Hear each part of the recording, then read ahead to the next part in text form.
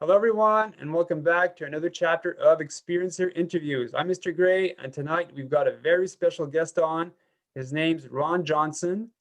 Ron Johnson has had lifelong encounters with non human entities starting at a very young age in California, which followed him to Utah and Hawaii. His encounters have been numerous and bewildering as he tried to make sense of these experiences. All of his encounters have been categorized into four sections, with the first being a prelude or beginning, the second being a purpose, the third being more of consciousness, then the fourth being what he considers an ending, or for a better word, an observation. During his lifetime, Ron has experienced 8 different types of non human entities and many personal paranormal events associated with his experiences. Tonight, we will be getting into some of his strange encounters with an entity named Elby. Am I pronouncing that right? Yes, LB. Awesome, thank you. So Ron, yeah, thanks for coming on. Oh, you're welcome. I appreciate you having me on. Yeah, well, yeah, I've heard some of your stories, and I thought they were, awesome. So I really need to get you on because um, even though I tend to know a lot of experiencers or other people's stories, yours was new to me. So if they're new to me, they're new to others as well. So I really needed to get you on. So thanks for coming. Okay, I appreciate So it. I know you had a pretty good event happen at the age of 6, but I believe I guess your experiences started at the age of 3, if I recall correctly. Yeah, well, that's when the first strange experience I've had. At that time, I know nothing, about UFOs or aliens, but it was a strange one. This was in Southern California, where I grew up in Hermosa Beach. And me and my sister and my brother, we were sitting on the floor playing, and just all of a sudden, they told they told me that I was gone, just like in the blink of an eye. And but we had the front door of our house had a big glass window in it, and I would always find myself looking out that window with my hands cupped around my eyes like this. And there was always what I, at the time, what I was my friends outside, and they were always motioning me to come out. And the next thing I remember, I was on the other side, and they were taking me up around the corner. And after that, all I can remember is up above them, waving bye to them. And I was found an hour later uh, at a hardware store. But after that, when I got into grade school in 1963, I was in the third grade, and I have this, it's an implant on my left ear by here, right behind the lobe. And it feels like a little tiny metal BB underneath the skin. And ever since I can remember, even as a child, I could always remember that being there, and I'd always rub it. And I asked my mom about it, and she told me it was there ever since I was born, from birth. And so when I went to elementary school, I had to walk. There was no bus service. I was too close to the school. And about halfway between the school and my house, where I grew up at, there was a eucalyptus tree. It was like a forested area. It was like a green belt, and they had a water tank in there. And this was probably about maybe 2.5, 3 acres in size. And this was in the middle of the city. And when I would go to and from school, I would walk through this.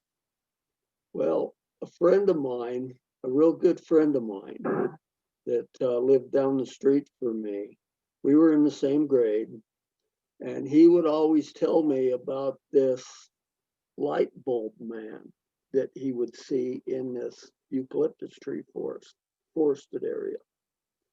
And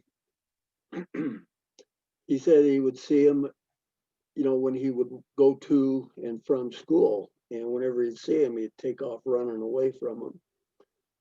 And I didn't think, at the time, I didn't think much of it.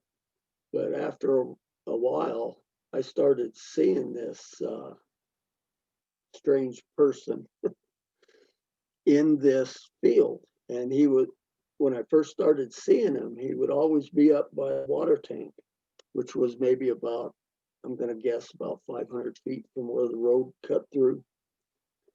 And he would always be standing there watching me. And I'd see him and I'd take off running home. And this went on, 2 or 3, 4 times, until one day I was coming home from school and I was walking through this eucalyptus forest again. And this time he was down by the road, had a really strange looking head. It was shaped like a light bulb, kind of, he had kind of a pointed, not a pointed chin, but a very small chin. And I just scared the heck out of me. So I took off running, except for as soon as I started running, he grabbed me and never said anything. He just grabbed me and started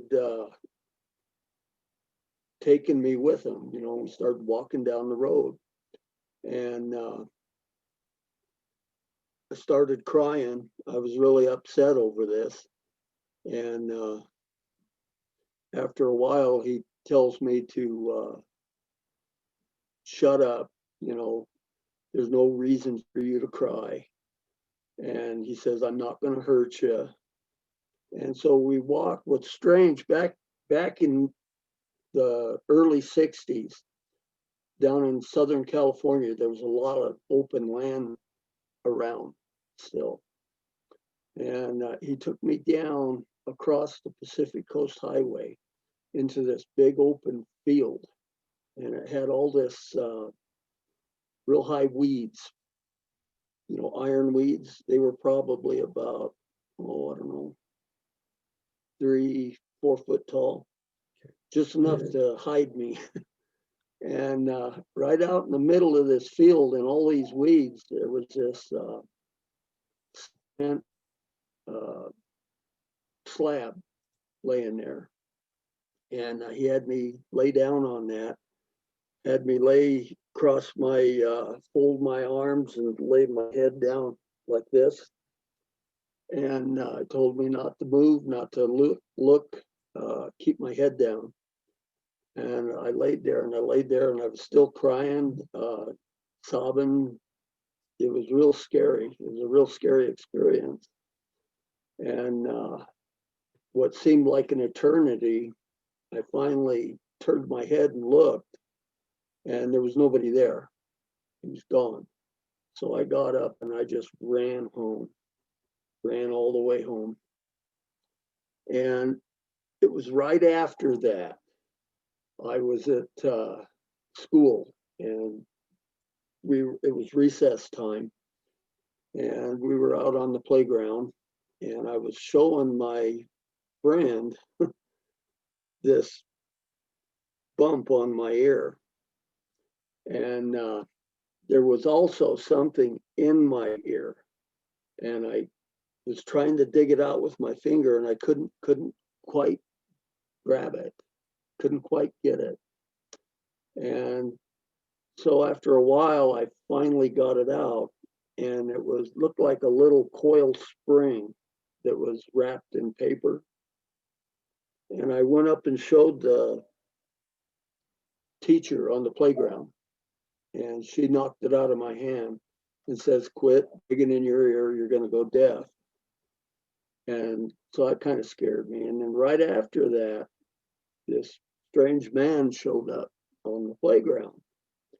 And he was a real tall, skinny man wearing a black suit with a thin black tie. And he came up to me and he called me by my name.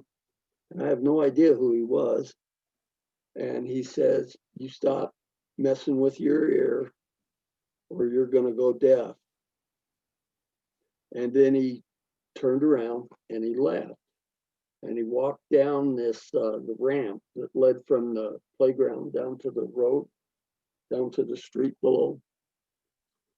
And I sat there and I watched him. And he walked all the way down this ramp. And when he got to the end of it, stopped, turned around, looked at me, and then he turned to the side and walked off. I have no idea who he was. But those are some of my encounters from an early age. I usually never talk too much about them, but since I started doing these interviews in this last year, I figured I better start mentioning them, start talking about them. They might be involved, they might not be, I don't know. Do you know why these things happen to you at such a young age? I have no idea, but later on in the abduction I had in 2010, where they healed me. Oh, excuse me, it wasn't that one. It's the one after that where I flew the ship. And LB told me that I was programmed from birth to fly a ship, to transport humans, pre-selected humans, to another dimensional Earth. And that's what he told. Unless it had something to do with that, I don't know. Oh. So the day that you were taken from, near that water tower, and the seeing that the possible, let's say, Men in Black, whatever, those happened the same day. No, it was there was 2 or 3 days after. Well, still, yeah, it's pretty close though. But still, it's pretty close. Yeah. So you never thought of picking the spiral up again? Yeah. I would like to. Yeah. Yeah. Because it reminds me a bit of one of my I dated an abductee, and she I remember when we were about to break up, but she gave me a call on the phone, and she says, "Yannick, remember the scar I had behind my knee, that always itched? Well, this time she had like a really bad experience and called to the universe. She says, I quit. I don't want this anymore." And she started scratching like the day after, perhaps, started scratching, the scar, and this sort of white little grain of rice came out of it. Mm-hmm. And for some reason, like, she was programmed, she just let it fall. Yeah. She knew the importance of it, but she let it fall on her carpet. And those types of carpet where the fiber is really long, and Right. And so it fell that in the carpet. Then she took, for some reason, she went to the closet, took the vacuum cleaner out and started vacuuming wherever it fell. And then she realized what she did. It's as if she was programmed to get rid of it. So, well, it's not like your story, but yeah, it's cool though. I wished I still had that. I wished Yeah. I hadn't showed the teacher. But another experience I had was back then. Our parents, they used to let us sleep out in the front yard on a blanket. And that's something I wouldn't even consider doing nowadays. But me and my sister was out there sleeping one night, laying on this blanket, and there were 2 white lights come overhead, and then they made a left-hand turn, a sharp 90-degree turn, went down towards Redondo Beach, and then made another turn, sharp turn, and then went out over the ocean towards Catalina Island. And right after that, there was a power outage for about 15, 20 minutes. And I want to research that and get an exact date if I can find, because, you know, back then I wasn't keeping tabs of anything or, you know, documenting nothing. I was just too young. They were a lot lower than an airplane. I don't know. I'm guessing 600-700 feet high. That's pretty decent. Mine, I called in two that came maybe like 40 feet above the power lines. Yeah, So yeah, that was pretty close up to, close to my house. So yeah. that was, and And we had loads of people outside and nobody saw it except, my girlfriend and I. yeah, I had in 2010. I had an encounter with and I think it was Elby. I'm pretty sure it was. And he was in a bullet-shaped craft that was, and it was only like maybe 20, 25 feet above the rooftop of the house. And that was witnessed by two people besides myself. It was probably about maybe 30 foot long, maybe 12 feet in diameter. It was shaped like a bullet, and it had a long, well, what looked like a fire ring on the back of it, and a real long kind of a yellowish white colored contrail coming behind it. Okay.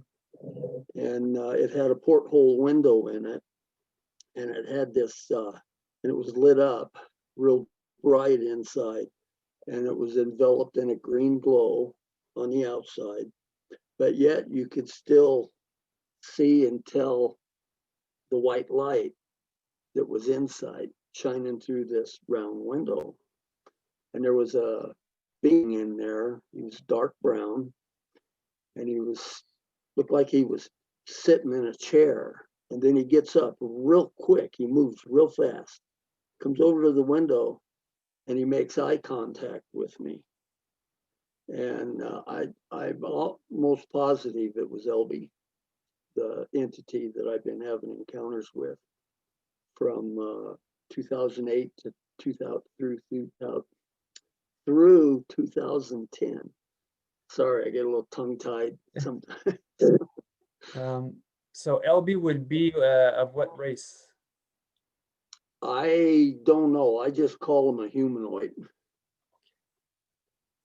So He doesn't look like a gray or anything like that. He looks, oh boy, this is hard to describe him. He's dark brown colored, real rough, real grainy, rough skin. He has this large cranium, head, and a real small, petite chin, nose, and mouth. But the eyes aren't your typical oval. They're more, not exactly round, but more shaped like our eyes, but like 4 or 5 times bigger. okay. And what race took you when you were a kid? I have no idea what that was. All I could see on him was, all I could focus on him was his head. He had this odd shaped, light bulb shaped head, and it just scared the living daylights out of me. And the only other person that saw this, whatever it was my best friend. And when he told me about it, then I started seeing him. And nobody else, none of my other friends in school saw him or even heard about him. So would your friend be an experiencer as well? I I think about it nowadays, and I bet he was. I'll bet he was being visited like I am, and I'll bet he still is. But the only trouble is, I never kept up. I have no idea where he's living now. I've been trying to find him, but I can't seem to trace him down. So, what year after that did things start over? Okay, when things started to, you know, started to expand, it was in 1968. I was in high school, and my uncle had a horse ranch outside of Riverside, California. And he had called me up and wanted to know if I wanted to come out to the ranch and help him put in a water line, a new water line. So I got permission from parents. He came in, picked me up, and took me out there. And for a couple days, we were working on the water line. We got it put in, got it all glued together, and was starting to bury it. And out there, this was in August of 1968. And out there in Riverside, it's in August, it gets into the triple digits. It gets pretty darn hot out there. And so we'd work along, and usually about 2:30, we would, stop working and go in the house and then sit in the air conditioning and try and get, we'd do the work early in the morning and work till about, just after lunch, 2 o'clock or so. But that night,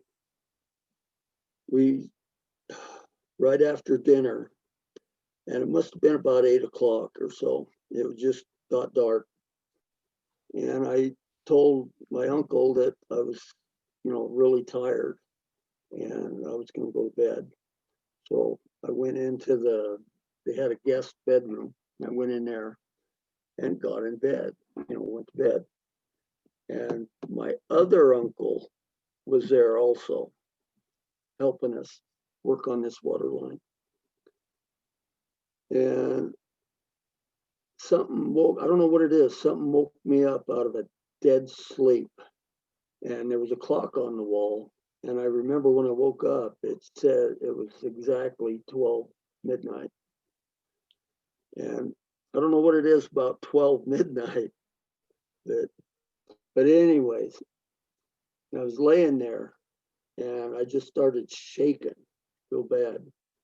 And this darn thing, I knew there was something in the room with me. I could feel it real bad. And in my peripheral vision, I could see a green colored glow. And after a while, I slowly turned my head kind of behind me, and there was this tall being standing there. And he had to have been 8.5 foot tall because his head was right up against the ceiling. And this ranch house had 8.5 foot ceiling, had an 8.5 foot ceiling in it.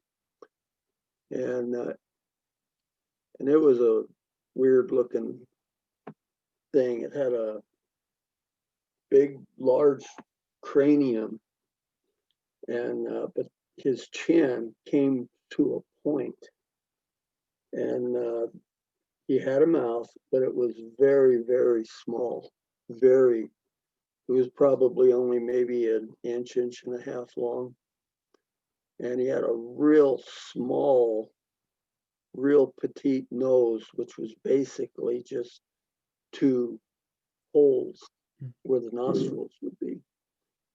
And same thing, large round eyes, not the oval eyes. No ears, no hair, The head was kind of lumpy, wasn't completely smooth, and he was kind of a beige color. Had a real skinny neck, and it went down onto a real narrow shoulder. Was real bony looking.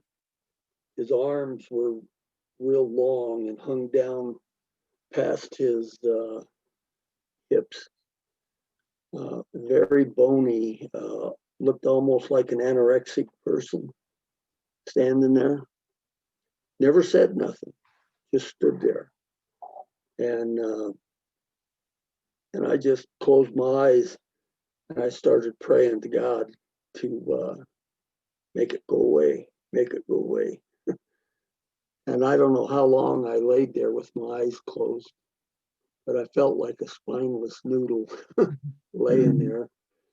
And then pretty soon I decided to open my eyes and I looked behind me and he was gone. He was gone. And and I grabbed my blankets were laying on the floor at the foot of the bed.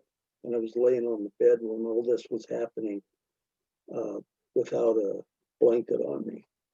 So I finally got out of bed, grabbed the blanket, and then I went into the living room and tried to finish sleeping on the couch. But I laid there clear till morning. I didn't get sleep at all after that. Then my uncle got up and wanted to know why I was on the couch. And I told him what happened. And he just basically laughed it off. Says, "Oh, you're daydreaming, you're hallucinating." And I says, "No, this really happened." And he just laughed and he said, "Well, that was just me. I was just checking up on you, making sure you was okay." And I said, "It wasn't you, Uncle Rick, and it wasn't Uncle Osmer." I said, it wasn't even a human. It didn't look human. And he just kept coming up with all these excuses. And finally, I just okay. And I just let it go after that. Tried to forget it, but I couldn't. It was always on my mind, thinking about it. And right after that, I started having these darn dreams, and they were so vivid and so real like. And it would always be after I'd go to bed, I would find myself in this. There's a little room, and it kind of looked like a laboratory. It had a table in the center of it, and this tall entity would be standing off over in the corner watching me. And this time he would communicate with me, but it was done telepathically. And he would tell me, and there was another being lying on the table, and he would tell me I had to get up and have intercourse with this being that was lying on the table. And this went on for years. And every time I would get finished and I'd wake up in bed, I would always have this kind of a lime green colored substance in my groin area. And took me a long time to start talking about this. It was very difficult at first. It could have been in the astral. I don't know. Everything seemed so surreal. It just didn't. When I think about it now, it actually does feel like it might have been in the astral plane or something. But and like I said, this being that I was forced to be with, for some reason, I could tell it was a female, but it never would move. It never would talk, never would do anything. It just lay there like a mannequin. and it didn't even feel real. It felt more plastic to me, and I've always thought it was just a sperm gathering, you know, a machine to gather sperm samples. Yeah. So what happened after that experience? So you had this for like years and years? Did you Yeah, were you ever abducted because of that, or not at that time. The abductions didn't start until about the 1990s, okay. and I associate this with a hybrid program, Yeah. and I believe that's what it is. Because later in my life, I started having dreams where these military personnel would show me hybrid babies. Human? Yeah, these were dreams, Okay. with the hybrid babies, but Wow. I think dreams have a lot to do with this. Yeah. I really do. Did you ever had out of body experiences? Oh yes, many. Not at that time. What When my experiences changed to more consciousness, then I started having all kinds of paranormal activity, out of body experiences, and this entity Elby that I've been in contact with guided me on one OBE to the afterlife, and there I met my mom, and that's happened twice. Wow. Um, did you have a conversation with your mom? Yeah, telepathic conversation. Okay. But I wasn't in a like an astral body. You couldn't see, I couldn't see my arms or anything. It was like I was pure energy, pure consciousness, and that was it. No body. And one night, I was in my entire body felt like electricity. I was being like torn apart Yeah, from my they were trying to get my soul and my body to disassociate. And I was in terrible pain, and I'd hear like a huge metallic sound in my mind. Then I realized that okay, they're probably trying to force an OB out of me. I said out loud, "I know what you're doing. I'm afraid. Find another way." And as soon as I say that, it stops. yeah, I black out. I wake up. I realize I'm probably in front of the bed, lying on something white, but I can see through it. But I'm facing downwards. Then I feel I'm going upwards through the basement ceiling, through the roof. I'm in orbit. I see like three huge outdoor theater screens, and I get the feeling they're showing me images of my past. And I thought, okay, I'm okay, gonna die, whatever. And I say out loud, yeah, okay, let's do this shit. That's exactly what I said. I was ready to say goodbye to Earth and leave on and continue on. Then I yeah, sort of black out and I realize I'm in front of this kid.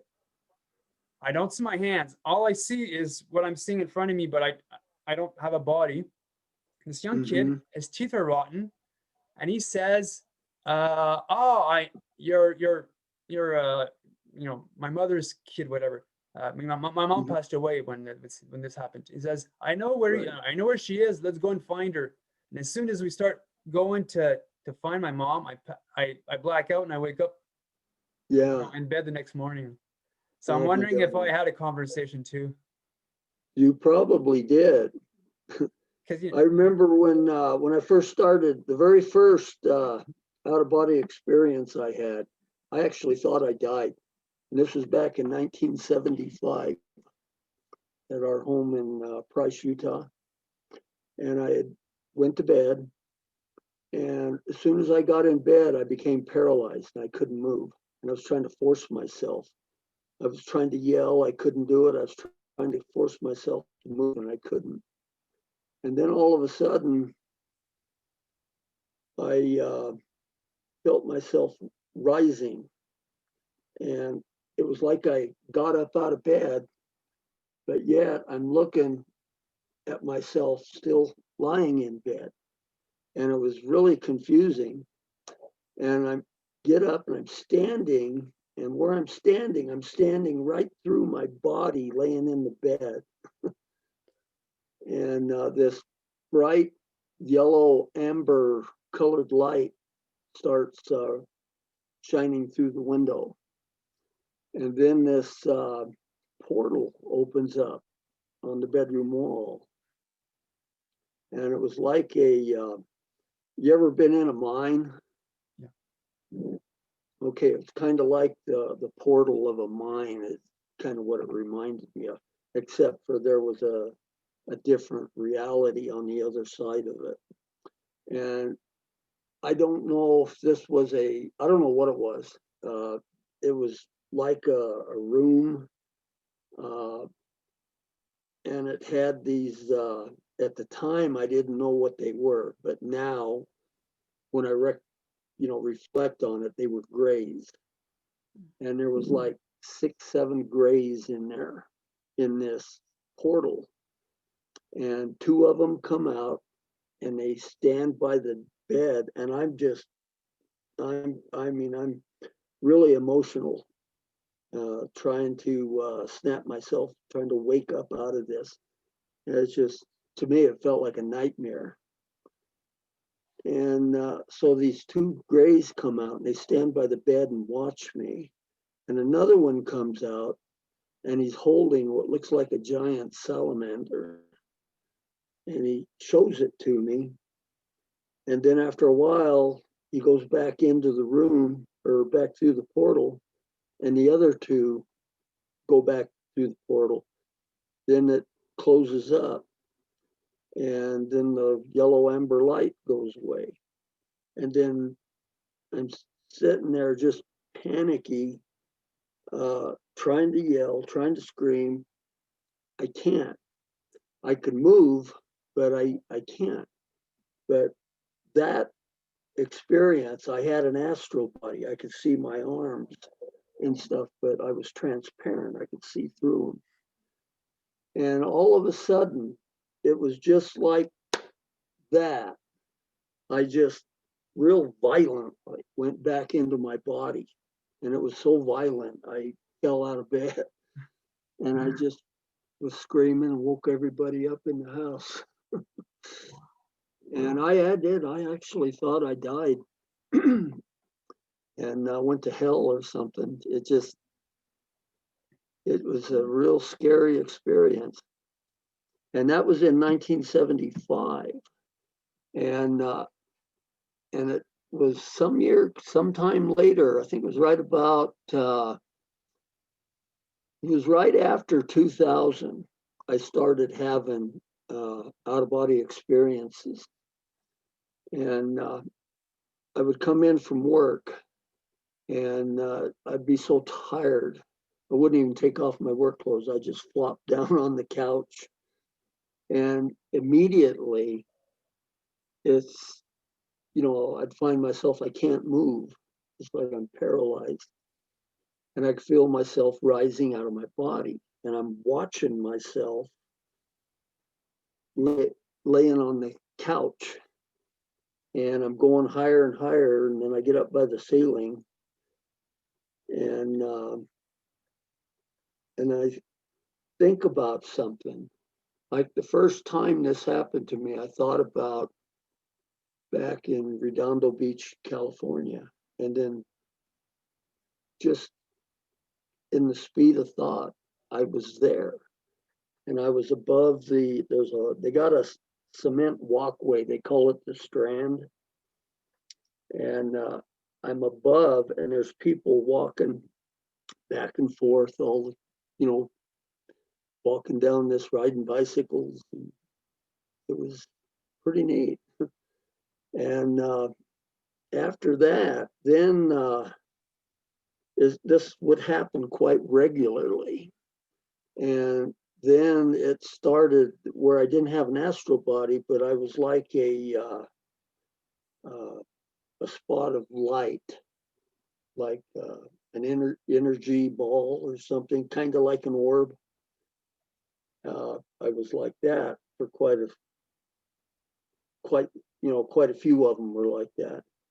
And then later after that, it was like I was just pure energy. I had no body.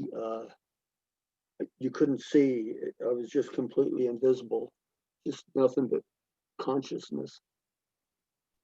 Yeah, these are quite the experiences. But it was right around, oh gosh, when was that? It was right around 2005. I think it was right around 2005. I started getting into ghost hunting, uh, being a friend of mine. And because I was, besides the OBEs, I was starting to see spirits, starting to see apparitions, black shadow people showing up in the house, walking through the walls, stuff like that. And so I figured, well, heck, maybe this is a calling card to get into ghost hunting. And so we started to do that. And it was, I've seen some pretty weird stuff um, over the years. Telekinesis, things started moving on their own in the house. I had right after my mom died in 2010, I set up my computer in the living room by the front door. And I'd be working on the computer at 2, 3 a.m. in the morning. And all of a sudden I could hear something dropping onto the floor behind me. And I would look, and it either be my one of my suitcases that I have all my paranormal, my cameras and stuff in, or it'd be a tripod. And I've had this happen many times. I've been in the kitchen on the top of the refrigerator. I keep a Tupperware bowl. It's about maybe a foot in diameter. And I was standing in the dining room, and I was looking into the kitchen, and this Tupperware bowl takes off the top of the refrigerator and comes and hits me right in the head. Things like that. I open a cupboard door, and bottles of spice, like allspice or ginger or something like that, will come out of it doesn't fall out of the cabinet, comes out and hits me right between the eyes. I mean, hard, not just a love tap. And other things. A friend of mine owned a restaurant in Price where I lived. And I would always go in there sometimes and have lunch. I was in there one day eating lunch, and there was people sitting in front of me, to the side of me, and behind me. And she brings the food over, sets it down, and she takes the menus with her. And I start eating, and I'm sitting there eating, and all of a sudden a stack of menus lands up right on my plate. And I'm thinking, where the heck did those come from? And I'm looking around, and the waitress isn't anywhere around. But the people behind me, and the people off to the side of me, and the people in front of me, they get up and they're just staring at me like I got antlers growing off out of my ears or something. And I'm trying to figure out, what the heck happened. And the people sitting across the aisles from me, she gets up and hits her husband upside the head and says, "Get up, we're leaving now." And they get up and they leave, and the other people leave. And then the people that was sitting, I think there was one sitting in front of me. They sit back down, but they keep turning around and looking at me. And I'd have loved to have seen what happened. I didn't see what happened. All I seen was the result of it. And another time I was there eating, and the waitress brings over my food, and she sets this little bowl of corn down on the table by my plate. And I took the bowl and I pushed it clear over to the opposite end of the table, and and just left it there. And so she asked me if I want anything else, and this bowl of corn moves by itself across the table, comes up around my glass and my plate, and comes right up to where my silverware is. And she's looking at that. She says, "How the hell did you do that?" And I says, "It just happens, you know." Wow. And doors slamming shut. My mom's bedroom door in the house. That darn thing, I'd be working on my computer 2, 3 a.m. in the morning, and all of a sudden the darn door, I mean, it would slam so violent that it would actually, it was starting to pull the screws out of the hinges, out of the wall, out of the door frame. And the bathroom door slammed, I mean, violently slammed shut. So you talked about shadow beings. Shadow people. Yeah, started seeing shadow people. It was right about 2000. All the time. Then I bought I bought a book on astral projection. And I read it, and I started practicing this to see if I could do it on my own instead of have me think about it and have it happen, instead of just flopping on the couch and having it simultaneously happen. And so when I started to be quite successful at it. And but usually when I lay down and try to do it, I would put on a classical music tape to kind of get me in the mood. And every time I would start to leave my body, this black shadow person would show up. Unless I did it, when I tried to do it myself, usually there's a shadow person that shows up, and it makes me jump back into my body after I start to leave it. And if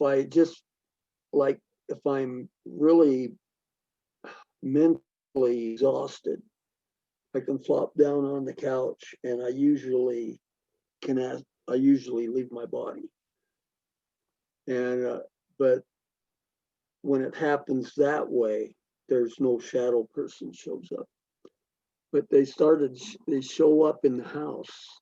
They come through the front door. They'll go across the living room to the other, from wall to wall and then out the wall. I go to Walmart. I've seen them in Walmart. When I go shopping, I've seen them. I had a back injury, and when I would go to my lawyer's office in Salt Lake, I would see him in his office, but I never would tell him about it, because they're some people are just not into that. Can you describe them? Yeah, most of them are when I astral project and they show up, it's got a human form to it. It's got arms, it's got legs, and it looks like it's wearing a hat, but it's all kind of not a real, how do I describe it? They're kind of like they're not a real glossy black, but more like a flat colored black, and not real dark. I've seen brown ones. I've seen white ones. I've seen every shade between black and brown on them. Are they tall? They're not really well defined as human shapes, but they're kind of a basic, I don't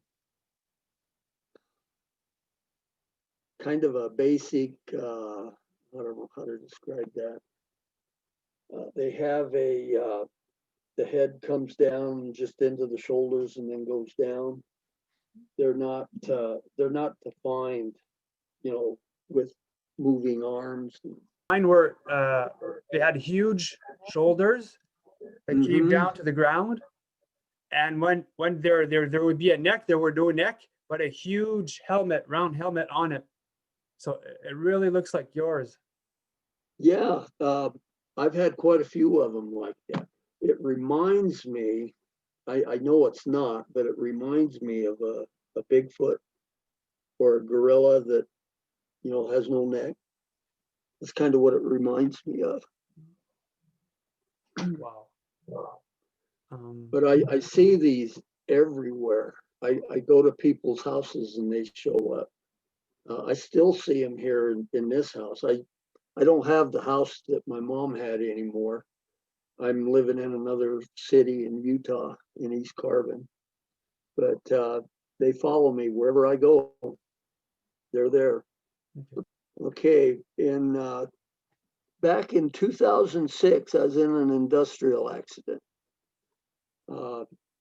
It left me my left foot paralyzed. Had spinal cord damage. My spinal cord was mashed flat, and I'll tell you that was so painful. I can't even describe to you how painful it was. But okay, after I had my back surgery, I was having a real hard time. I couldn't dress myself. I had to have help. I couldn't put my shoes on. I had to have help putting my socks on. I couldn't bend over, and it was just impossible to dress myself.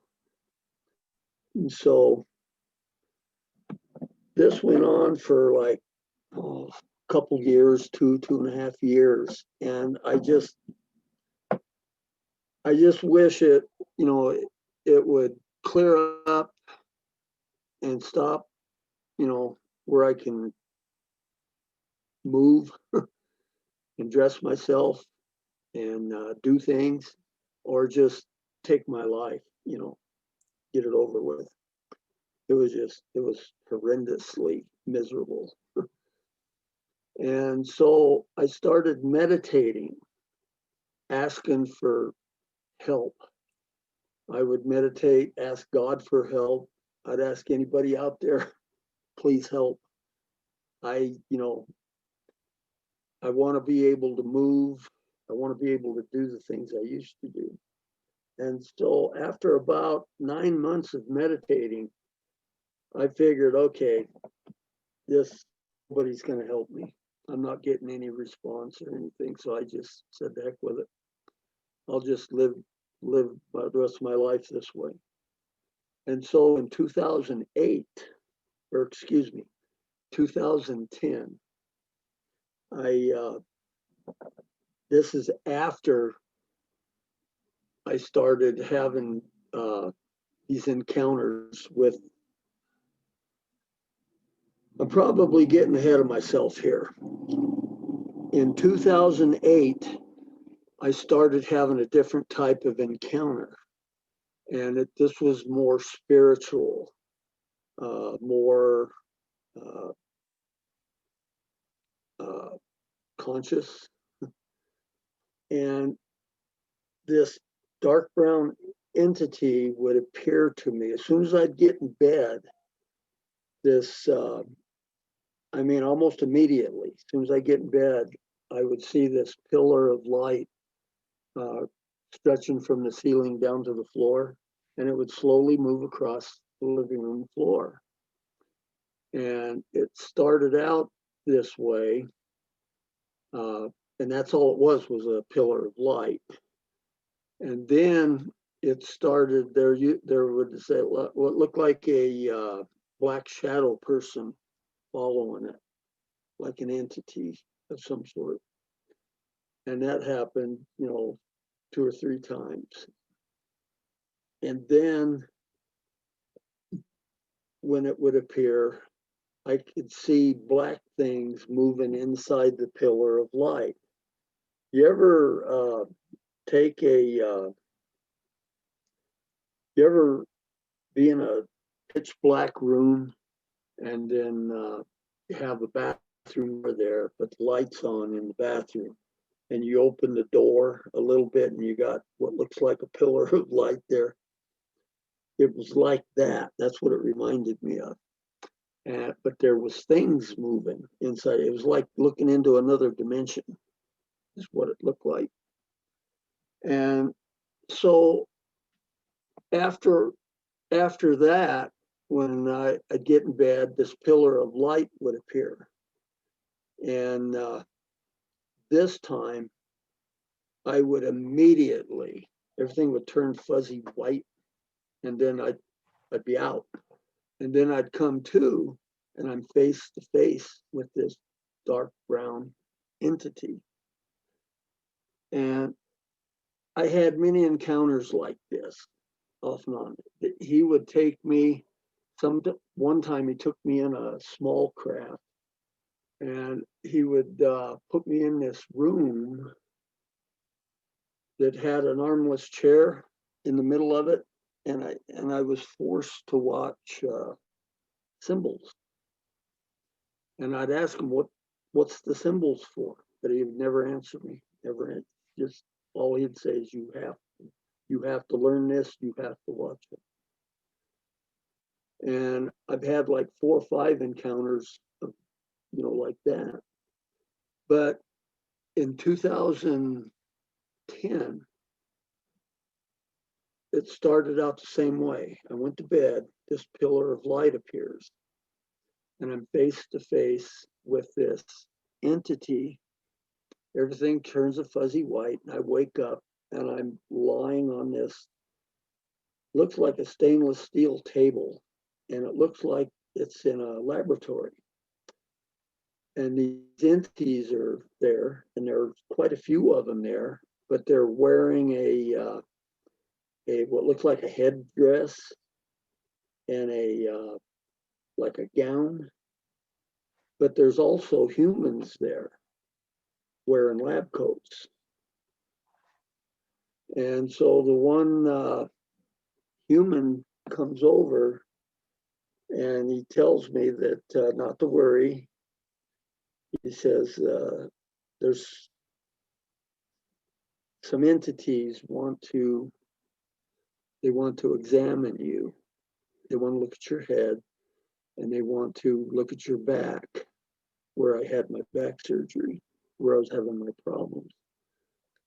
And so this entity comes over. He's wearing a headdress. You can't see his face, but I can see his arms. And I can tell by the energy, it's the same entity I've been having encounters with from 2008. And he comes over and he starts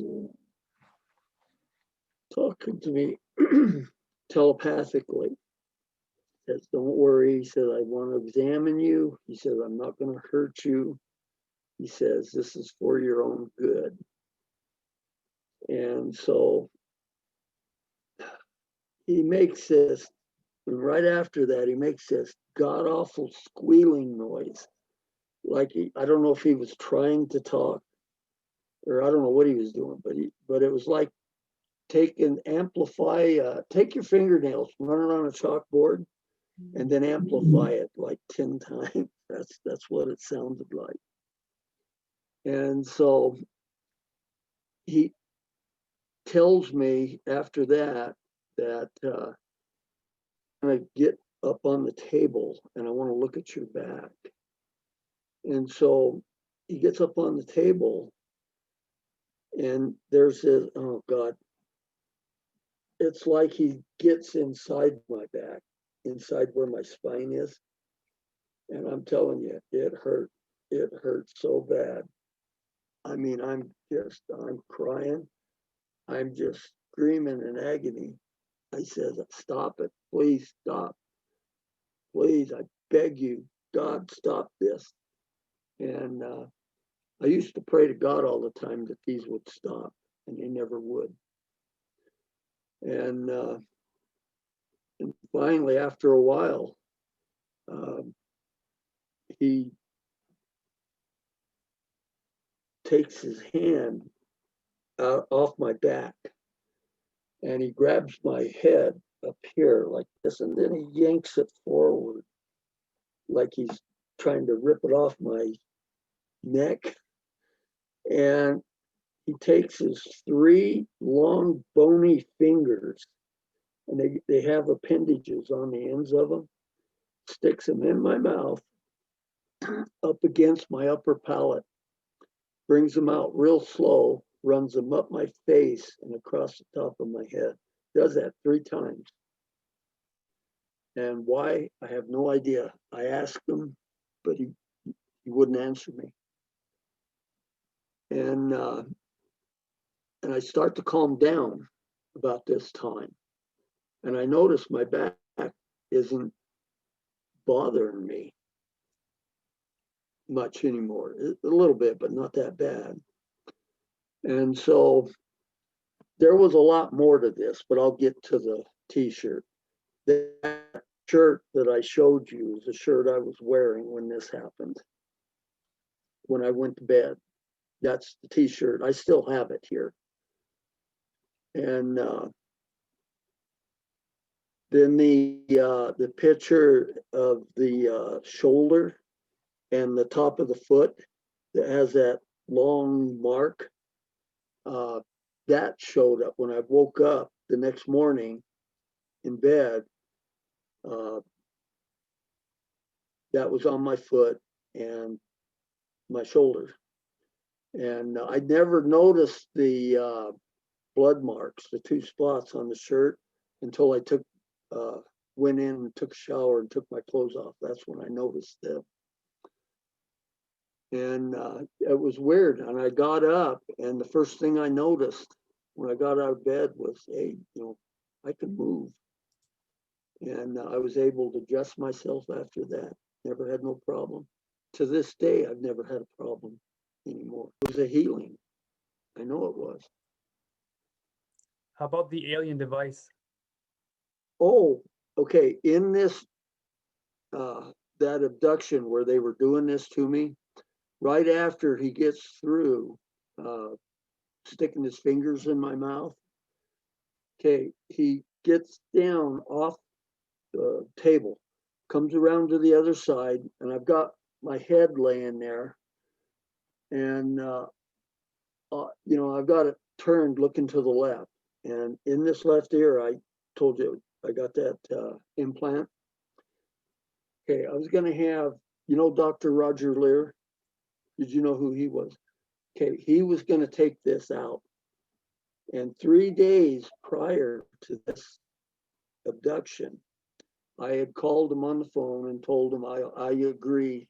I'm going to have you take this out if it'll help the UFO community in research. And so he grabs my ear, LB, and he's yanking on this thing, and man, it hurts like the dickens. And he takes his bony finger and rubs it back and forth across this bump that I have. And he tells me telepathically, this is your implant you've had since birth. And he says, you were thinking about having it removed. He says, you leave it alone. You don't mess with it. and it stays right where it's at. And it sounded pretty serious, and it scared the hell out of me. So after this encounter, it was the next day, I called Roger Leir up and told him, I says, I don't know how to tell you this. And he says, let me guess, you had an encounter and they told you to leave it alone. I says, exactly. So apparently it's happened to other people. That's crazy. I've seen some of his videos, taking actual implants out. And Yeah. but did you know why? Were there any consequences if you would have taken the implant out? He didn't, LB didn't tell me, but I know there would have been some dire consequences if I did.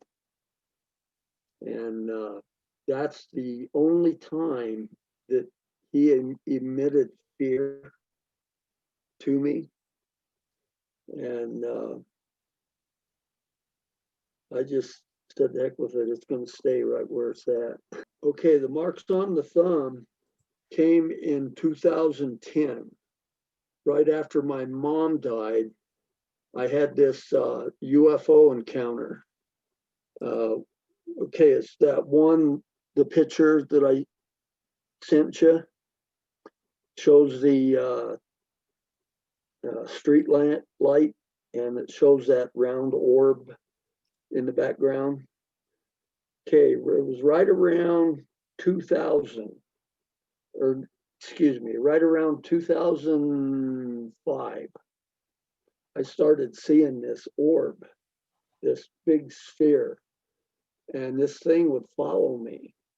I'd go over the mountain to Manti, Utah to visit friends, and the darn thing would follow me coming back up over Huntington Canyon. And here where I live in East Carbon, I see it all the time here. It'll fly get right over my house, and then it will pulsate, get real bright, and then just flash out, blink out. I see it going another time. I had one of my encounters in 2008, and I had this premonition to go out on the back porch. And so I did, and I saw this white sphere coming across the sky. And it's right overhead, and two little ones come out of it when it gets right overhead. And it don't look like it's very high up in the air, maybe a couple 100 feet. And it keeps moving. And later that night, when I went to bed, I had an encounter. I had an abduction where he did this, and this was the encounter where I woke after I went to bed. Everything turned to fuzzy white, and I came to face with this entity, the same entity, LB. But at the time, I didn't know what his name was, because he didn't tell me his name until this healing. And this happened before that. And tells me that I'm going to take you on a little trip. And I don't want you to panic. And then everything turns a fuzzy white. And I end up on it's in a craft some sort. And I'm standing up in the front of it. And LB standing next to me. And we can see right through the wall out into space. And then everything turns a fuzzy white again. And then I come to in that room watching symbols on the wall. And this sphere, like I said, I see it all the time. I've been seeing it since about 2005. It'll follow me. It'll show up wherever I go.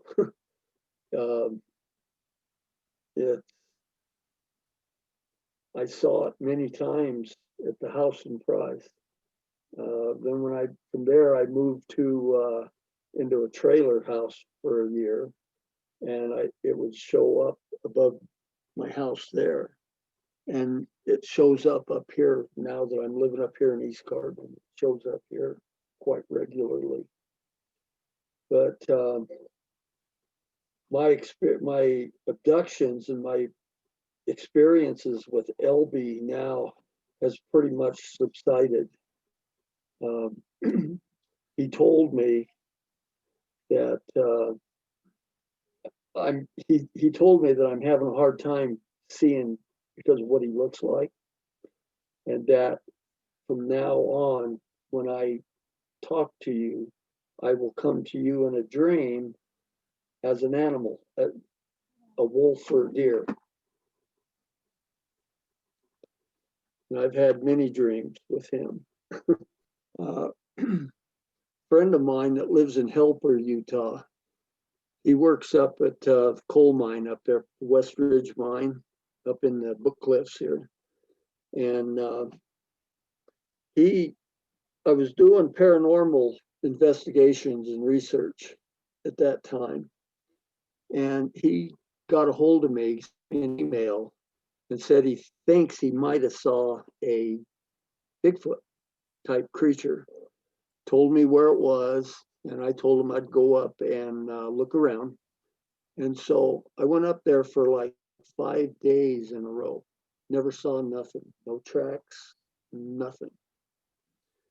And so it was on the 12th of May, 2012. I was in Price, and I stopped off at my cousin's house and asked him if he wanted to go up and see where the Bigfoot sighting was. He said, sure. So we head up there, and like a dummy, I didn't have any of my equipment with me. No cameras, nothing. And so I get up there and I show him where this friend of mine had saw the Bigfoot. He had 3 encounters with him up there. And so we drove along the base of the mountains on this dirt road. We went back off the highway about a mile, and we stopped. We got out and looked a little bit, but never saw nothing. So we turned around, came back, and about a quarter of a mile from the road, I was going through, it's all juniper and pinyon pine forest. And I slammed on the brakes, threw it in reverse and backed up. And in this little clearing out there, about 90 feet off the road, is this big, tall, giant biped standing there watching us, big hairy thing. And I'm just got my chin, pressed on the steering wheel, and I'm just staring at this thing. My cousin, he's getting excited. Do you see it? Do you see it? And I go, yeah, I see it. I says, get out of the Jeep very slowly. Don't make any sudden noises or move. Move real quick. So we got out, and when I looked up, he was gone. He wasn't there. And I told my cousin, I said, he's gone now. And my cousin says, should we go down there? And I go, yeah, let's go down there and see if we can see anything. So as soon as we started to walk off the road, going down towards it, I got this telepathic message to stay back, do not follow. And I told my cousin, I says, I'm getting a message, stay back, don't follow. So we stayed there a couple minutes and then started to walk down there again after things, after I felt, I tell you, I was real apprehensive about going down there. I really was. And everything felt okay. So I started down there again. And then my cousin dropped down onto the ground. And he said, there's 2 more standing over here to the right. And he says, I can see their legs and their feet. And at that time, I could hear grunting noises, real loud. And what it sounded like thumping, like a big heavy animal running away. And so I said, well, let's go over here. There's a clearing over here. Maybe we can see what it is. And so we started to walk over there. And again, I got this telepathic message that says, stay back, do not approach. And so I told my cousin I got that message again. So we stayed there a while.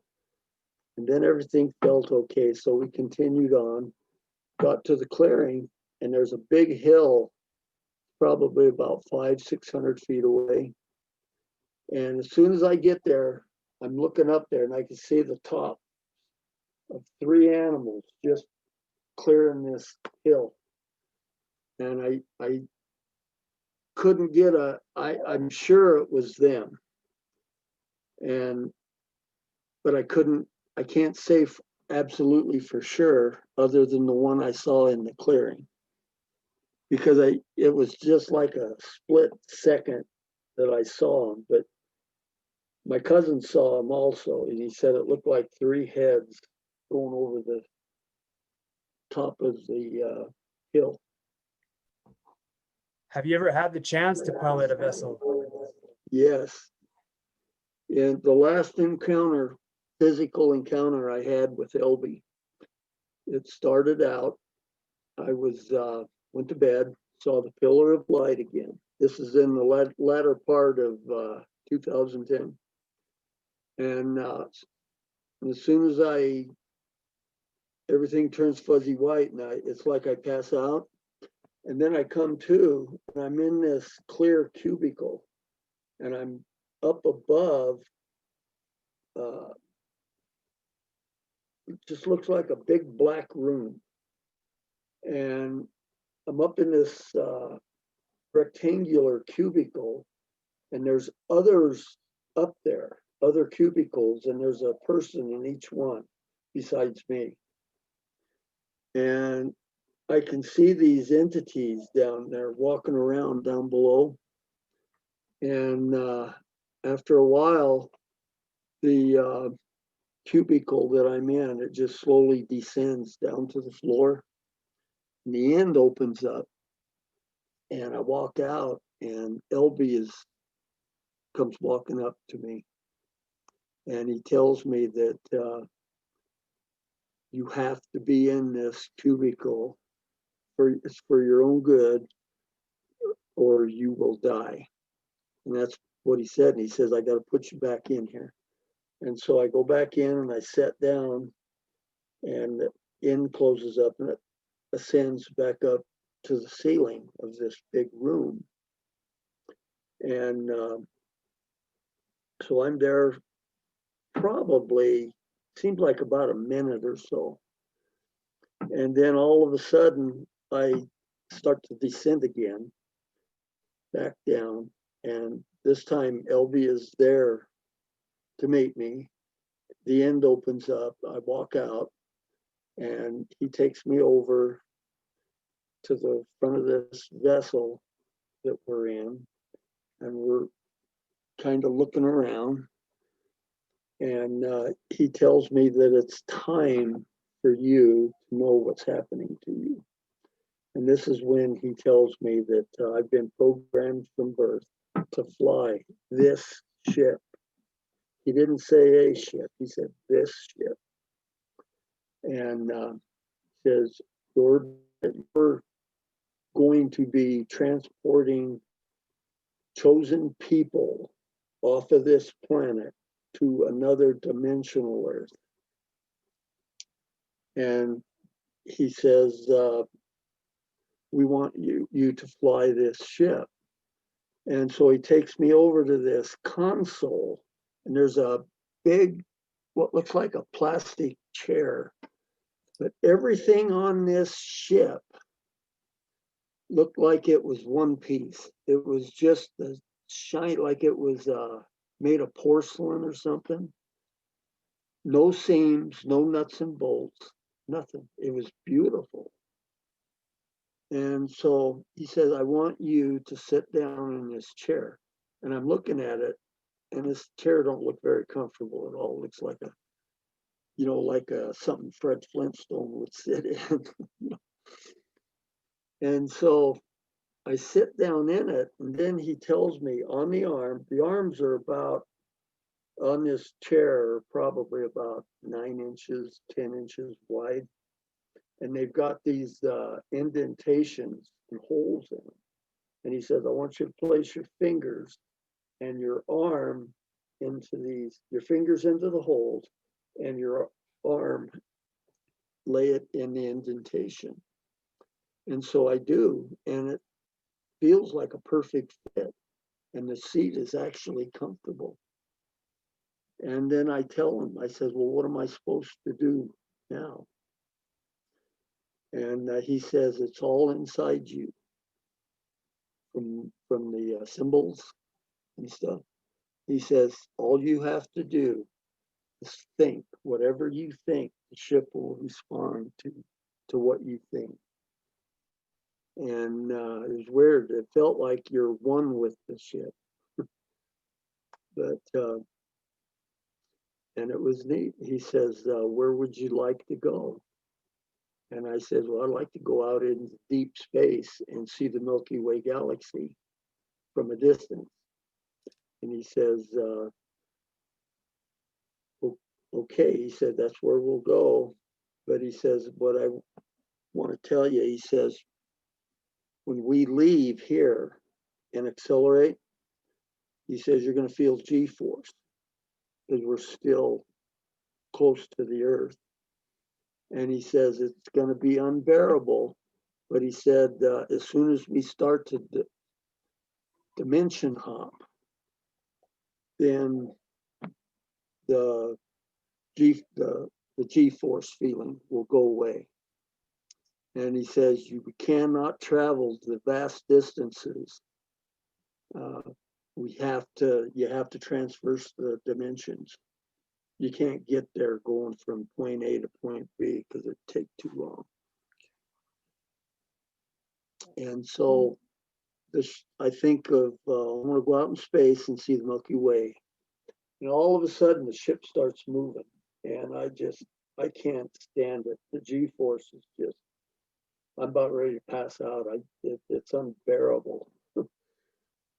And then all of a sudden, okay, when I sat down, as soon as I sat in the seat, the front of the ship, it was like it become invisible, like the outside.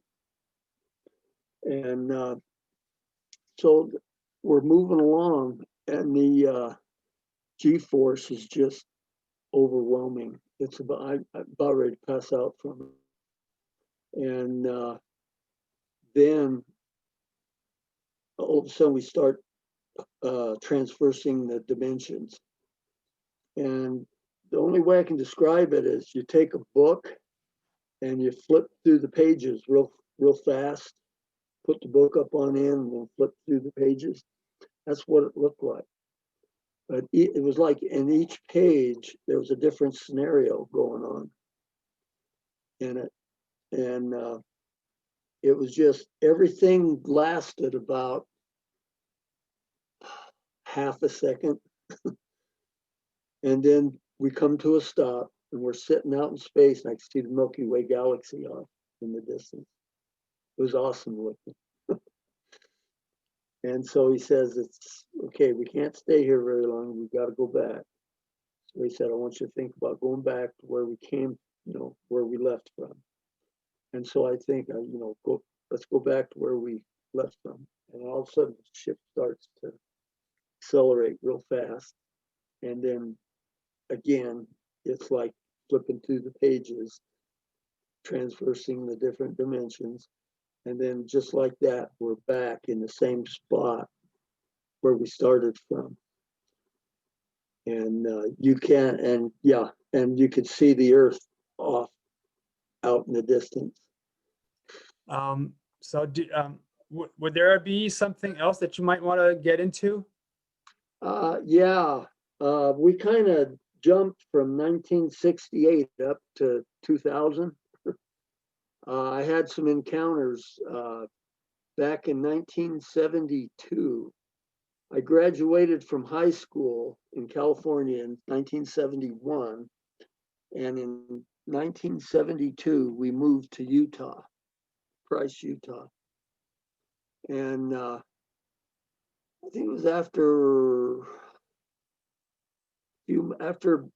a few months in Utah, I went and got a job in Grand Teton National Park, Wyoming.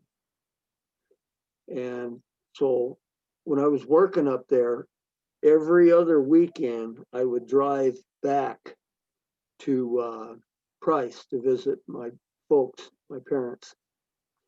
And when I would leave, it would usually be on a Sunday afternoon. And it's really not that far to Jackson Hole, Wyoming from Price, Utah.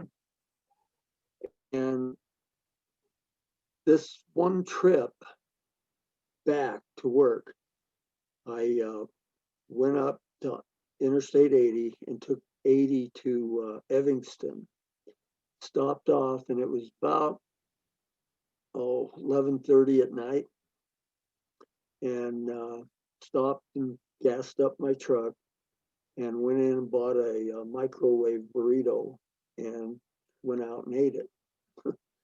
And so when I left, I went up Wyoming State Highway 89, and about 12 miles up from Evanston, it crosses back into Utah and becomes Utah State Highway 16 and goes to Randolph and Woodruff, Utah. And so I'm driving along and I'm doing about 65 miles an hour, and I crest this hill, and then the sign says, "Welcome to Utah." And as I crest the hill, there's a big flash of white light. It's so bright, I can't even barely see the steering wheel. And it's everything just turns dead silence. Can't hear nothing. Can't hear the motor running or anything. And it's there for maybe 3 or 4 seconds, and then it's gone. And I find myself parked in the bar ditch on the side of the road, and the engine's off. And I'm sitting in my truck, and I'm wondering what the hell just happened.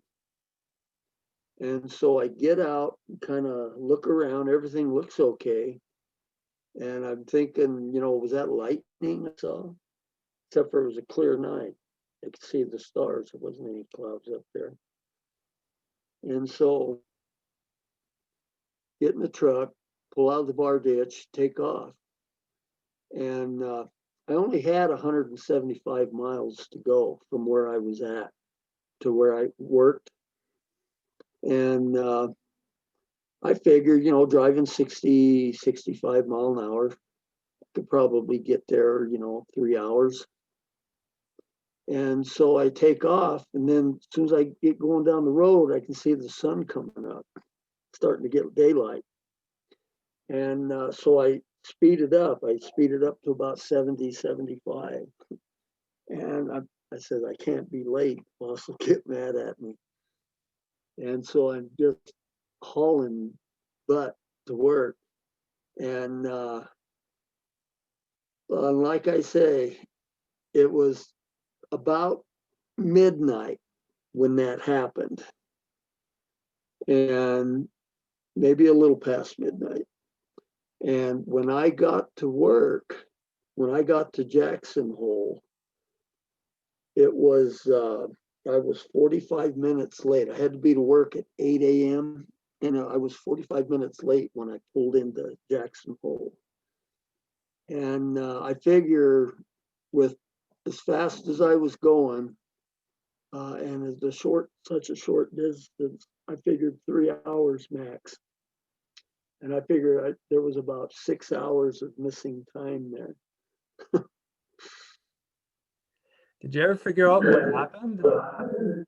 No, we tried to do a regression on it with um, Marley Spinlove. She was the assistant director to MUFON at the time. And she regressed me, but all I could get was I was standing out of the truck.